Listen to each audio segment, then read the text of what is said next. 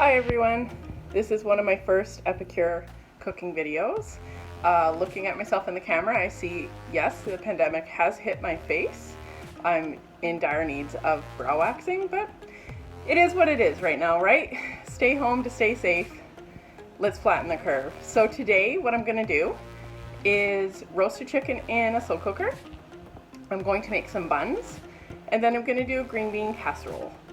I will have links to all of the products in the notes of the video, and it will be an edited video. This isn't live because it's my first time and I'm sort of nervous. So thanks for tuning in. I hope you enjoy it and pick up some pointers. Okay, so first we have the chicken. I bought it on sale about a month ago. There was 2 to a pack at Save-On, so I picked up them nice and cheap. I cooked one that night and then made broth with carcass, and I saved one for a future date, which is today. I will be nesting the chicken on top of cut up onion and lemon. I'll be juicing the lemon, putting it on top of the chicken with some salt and pepper, along with the poultry seasoning, lemon dilly, lemon pepper, and SPG, my favorite, which will be held on the skin with some olive oil. As you see, I have everything set up, sort of organized. My slow cooker sits on a cutting board on top of my stove so that it's nice and flat. I don't really have a lot of counter space because I have a lot of kitchen toys, including my beautiful Epicure collection. And we will just start and go. I will cut back here and there to show you the different steps until I get a stand so that it can all be filmed at once. To prevent cross-contamination, I have first cut all of my onions and lemons. I'm going to be using my beautiful 2-in-1 citrus press that is an Epicure product to juice my lemons. You can see it has the lemon part and the lime part, and the beautiful part of these is you place the lemon in upside down to get the maximum juice out. I will then actually freeze the lemons and limes when I use them in a Ziploc bag to use for future things, be it just throwing in a pot of water to have some tea, saving the rind for future baking, anything. I just find it's a good way to use what you have. So those 2 lemons got me almost half a cup of juice. I'll actually be stuffing 2 of the halves into the chicken along with the skin and tops of the onion, just to add some flavor. I tend not to stuff my poultry with bread anymore. Years ago, my husband and I were watching Jamie Oliver, and he mentioned that the bird cooks faster if it's not stuffed with bread, and it actually cooks more thoroughly. So I started stuffing it with lemons, limes, orange, garlic, onion, all the aromatics. And I've actually quite liked how moist the turkey is. The moisture of the turkey or chicken doesn't go into the bread. It stays in the bird. The gravy is so much richer. It's beautiful flavor. If you want to go one step further, you can make a citrus butter with some lemon zest, lime zest, orange zest, even lemon pepper. If you have nothing fresh, use what you have. If you have the lemon juice, awesome. Throw it in the butter or margarine, depending what you're using. Mix it together with some salt, pepper, and rosemary. Goes really well. Mix it all together.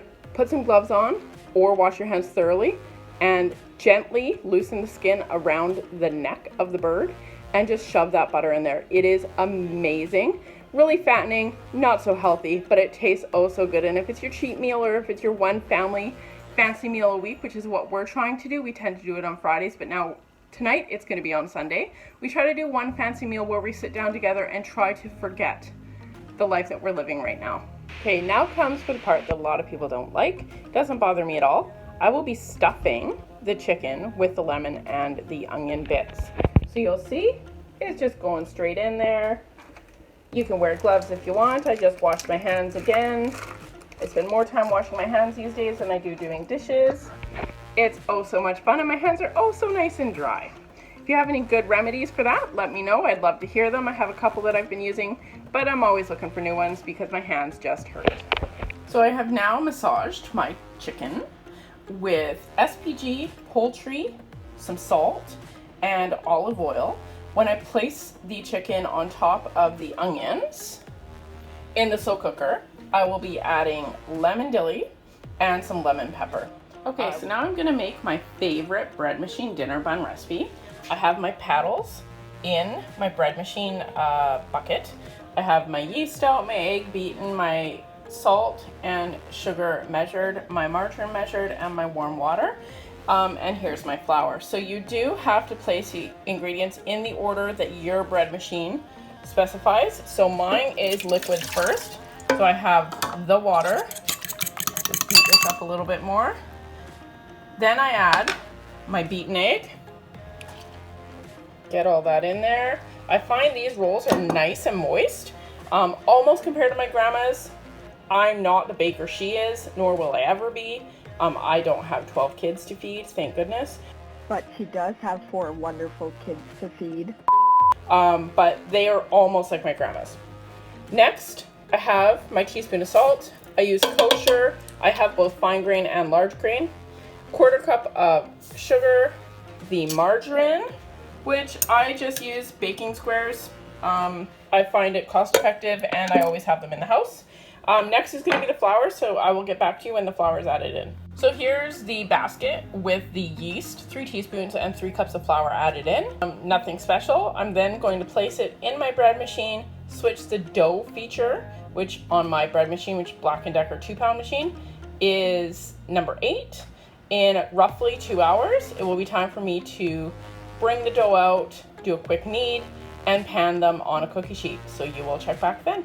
This is what the dough looks like when you take it out of the bread machine. So right now what I'm going to do is just make it so that it's not sticky. I just roll it about in some flour that I've spread on my counter. I'm going to cut it into 16 sections, and then I roll it, place it on my cookie sheet with my beautiful bacon roll from Epicure, and then I will let it rise for 40 minutes. They then go in a 375 oven for 12 to 14 minutes. They're beautiful, perfect, soft, they heat up well, and in the past I have doubled the batch and made hamburger buns. I have tried hot dog buns, still working on that shape and size, but that's okay. So you will see the panned buns shortly. Okay, this isn't necessarily the best angle, but I want to show you how I roll my buns. So you take it, and I stick my thumb in it, and I pull it over. Make it a nice ball, and all you're trying to do is get all of the excess around and have it nice and flat on top. Then I place it on the pan. Done.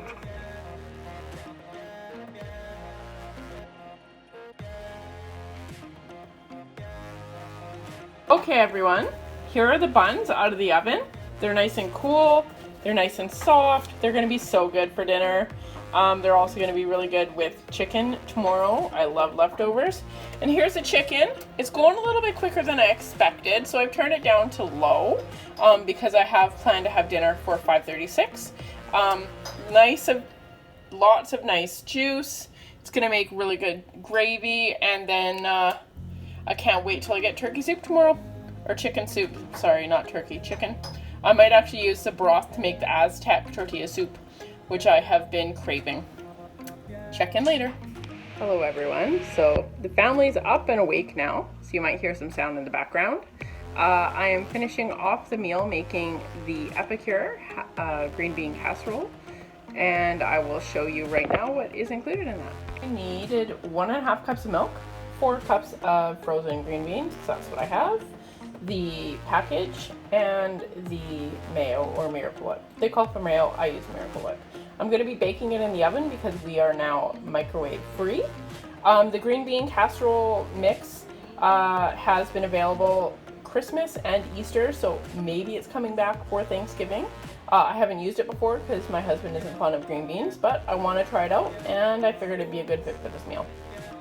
Okay, it's all mixed up, ready to go into the oven for 30 to 35 minutes, and then it's going to be time for dinner. See you at the table. So I've taken the chicken out of the crock pot and I'm putting it on a baking sheet because it's going to go under the broiler. I like to crisp up the skin a little bit before we carve it. I have drained the crock pot and strained it, and this is what I have for juices. So that came from about 1/2 cup of water and 1/3 cup of lemon juice and all the drippings from the bird. I'm going to use the Epicure Poultry Gravy mix to thicken it up a bit and possibly add a little bit of cornstarch. We like our gravy a little thicker, and it's going to be amazing.